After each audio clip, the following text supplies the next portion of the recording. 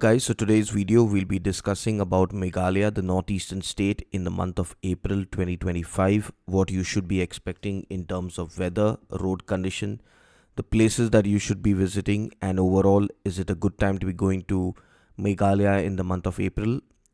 So starting off with the weather, keep in mind that Meghalaya is a hill state, so by default, even in the month of April, when the rest of India will be extremely hot, Meghalaya is a very good place to be going to because it's not going to be hot at all. The days will be a little bit warm, with the temperatures being at anywhere between 23 to maybe 30 degrees at its peak, but after sunset the temperature will drop to as low as even 12-13 degrees. So make your plans to Meghalaya in the month of April and do not worry about the extreme heat because this is a part of India which is unaffected by what the heat wave will be in the rest of India. It's really a good time to be going to Meghalaya, and if you're someone who's planning on going during the Good Friday Easter long weekend, make your trip happen. Go ahead and book your tickets before they become extremely costly. Now the temperature will vary depending on where you are. In places like Shillong, Cherrapunji, Jawai, it will be much cooler, but in places like Dauki, which are along the river bank, it is going to be much warmer. Even though it's on the river bank, it is along the Bangladesh plains, which makes the place extremely hot during the daytime, but in the night it's going to be nice and cool and windy. The winds in Meghalaya is what really make the temperature drop and the real feel much cooler than what it is in the evenings. There's greenery all over, so by default you're never ever gonna feel extremely hot, but just make sure that you're carrying a cap and a pair of sunglasses because those two things are needed when you're traveling to Meghalaya in the month of April. Now the top places that you should be visiting by default is Shillong. Try spending at least a couple of nights in Shillong. Cherrapunji also you need a couple of nights if you're planning on really visiting the place. If you're looking to go for the double-decker trek and to explore the region around, which is the caves and the waterfalls, you will definitely need 2 nights 3 days in Cherrapunji. Mawlyngnoung and Dauki and Rivai depend on you how you want to do it. From Shillong or Cherrapunji, you can either plan on staying a night in either Mawlyngnoung or Dauki, or you can even do a day trip and return to either Cherrapunji or Shillong depending on how you want. If you're doing a day trip, you need to leave in the morning as early as I would say even 6 o'clock so that you have enough of time to cover and explore all these places without making it a rush experience. Now keep in mind that when you're planning the double-decker route bridge trek, it's a very easy trek, and the month of April is when it's a very good time to be going there because it's not very, the daylight is much longer and the rain is pretty much non-existent till I would say the end of April when it would start raining. But the first half is a very good time to be going for the trek. 3000 steps is all that you gotta climb. It might sound a lot, but it's mind over body, and this particular trek is where you descend first 3000 steps and on the return you climb it up. So by default, once you get down to 3000 steps, no matter what, you will have to climb them back up. So this is a trek which is ideally done by leaving early in the morning, as early as 6 o'clock. Have your breakfast and start your trek.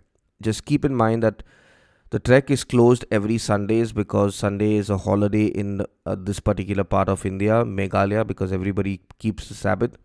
So by default, plan your trip to the double-decker route bridge on the other 6 days of the week. Just do not keep it for the Sunday because Sunday is going to be a no-show day. Even Good Friday, Maundy Thursday and Holy Saturday, that entire week, the trek will be closed by default because it's a Easter long weekend. So just make sure that you're planning on going for the hike accordingly and do not keep your hike on Good Friday because it's no way it's going to be open. Now when it comes to waterfalls, most of the waterfalls will be dry, but there are few waterfalls which will still have water, like Elephant Falls near Shillong will definitely have water.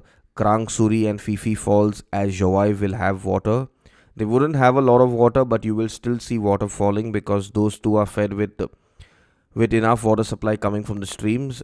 And Nokalika waterfall will definitely be active, and along the way you'll find a couple of waterfalls here and there which will be active, but do not expect Seven Sisters and the other waterfalls which you read about to be active. Now when you're going to Meghalaya in the month of April, remember that the road condition is very good for, I would say, 95% of the journey. It is just the road between Shillong to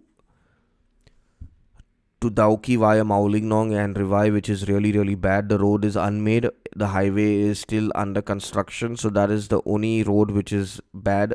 And if you want to bypass this road, my personal suggestion is you take the road from Shillong to Jawai, go to Fifi Falls and Krangsuri, then go to Dauki, and on your return, you can do Mawlingnong and Rivai. So this way, you avoid going by the same unpaved road twice, and you just make that horrible journey once. Other than this particular route, the rest of the roads are really well made, and it's a breeze while traveling around Meghalaya because the roads are so well made that there have been cases of accidents because of overspeeding. So if you're someone who's planning on self-driving to Meghalaya, just make sure that your vehicle has a dash cam so that even if there's an accident, you know you have a video footage of who's right and who's wrong, which will help you come a long way in getting out of a mess. If But my personal recommendation for Meghalaya is, unless you are not even a skilled, if you're an experienced driver through the Ghats, do not take a self-drive vehicle. It's always better to hire a vehicle and take a local driver along Meghalaya so you can actually enjoy your holiday. Maybe if you love Meghalaya and you like what you see and you want to come again, that's the time. Once you know the roads, you can actually come again and maybe self-drive the second time. But the first time, my personal recommendation is always take a local taxi because that's the best way to experience the place. Now when it comes to things to pack, you definitely need a light set of woolens. Now woolens would depend entirely on your threshold for cold. A sweatshirt is definitely needed because the nights will get really, really cold, and you need one because even in the morning, till I would say around 7 8 o'clock in the morning, it is pretty chilly. But the rest of the day it gets warm, so for the rest of the day you need summer clothing. I would say even a pair of shorts will work well. Just with that, when you're traveling to Meghalaya in the month of April, sorry, just make sure that by default you have a very good pair of sunglasses and sunglasses which are UV protected because it gets so hot during the daytime, I would say for a few hours, that you might end up with a headache if you do not have a good pair of sunglasses. Carrying a cap is a bonus. If you're someone who's okay wearing a cap, just make sure that you have a cap along because this will prevent you from tanning, and it will even prevent you from getting a headache from the direct sun because Meghalaya is the kind of place that at 11 and 12 in the afternoon you'll be wandering and exploring, and that's when you will need all this gear to prevent you from the extreme sun which is over there. So it's not going to be really hot, but the sun is going to be really strong. That's the difference because it's just going to be above your head throughout your exploring time. Now, when it comes to how many days do you need for a trip to Meghalaya in the month of April, anywhere between 5 nights, 6 days to 6 nights, 7 days is ideal. If you just want to hop, skip, and jump through Meghalaya, you will need a minimum of 4 nights, 5 days because anything shorter than that is you'll be just traveling every day and just visiting places and running away from it. It's not ideal to explore Meghalaya with anything lesser. Now, if you're someone who's planning a trip to Meghalaya, either solo, as a couple, or as a family, we do have trips happening to Meghalaya in the month of March. You can click on the link in the description and you can find you'll be led straight away to our website where you'll find all the details to our trip. If you are interested, you can directly WhatsApp our sales team from the WhatsApp button on the website and they'll assist you with any queries or with the booking.